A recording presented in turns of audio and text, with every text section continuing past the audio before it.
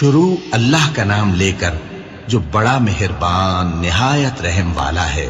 اور اے نبی، ان کو آدم کے دو بیٹوں حابیل اور قابیل کے حالات جو بالکل سچے ہیں پڑھ کر سنا دو کہ جب ان دونوں نے بارگاہ الہی میں ایک ایک نیاز پیش کی تو ایک کی نیاز تو قبول ہو گئی اور دوسرے کی قبول نہ ہوئی۔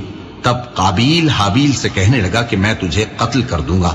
اس نے کہا کہ اللہ پرہیزگاروں ہی کی نیاز قبول فرمایا کرتا ہے۔ اگر تو مجھے قتل کرنے کے لیے مجھ پر ہاتھ چلائے گا تو میں تجھ کو قتل کرنے کے لیے تجھ پر ہاتھ نہیں چلاؤں گا۔ مجھے تو اللہ رب العالمین سے ڈر لگتا ہے۔ میں چاہتا ہوں کہ تو میرے گناہ کو بھی سمیٹ لے اور اپنے گناہ کو بھی، پھر تو اہل دوزخ میں سے ہو جائے، اور ظالموں کی یہی سزا ہے۔ آخر اس کے یعنی قابیل کے نفس نے اس کو اپنے بھائی کے قتل ہی کی ترغیب دی تو اس نے اسے قتل کر دیا، پھر خسارہ پانے والوں میں ہو گیا۔ اب اللہ نے ایک کوا بھیجا جو زمین کریدنے لگا تاکہ اسے دکھائے کہ اپنے بھائی کی لاش کو کیسے چھپائے۔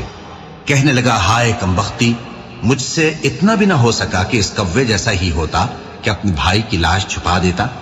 پھر وہ پشیمان ہو گیا۔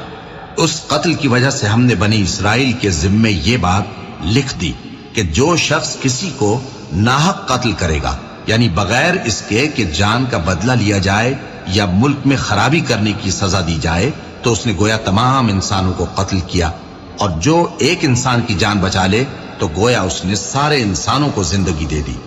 اور ان لوگوں کے پاس ہمارے پیغمبر روشن دلیلیں لا چکے، پھر اس کے بعد بھی ان میں بہت سے لوگ ملک میں زیادتیاں کرنے والے ہیں۔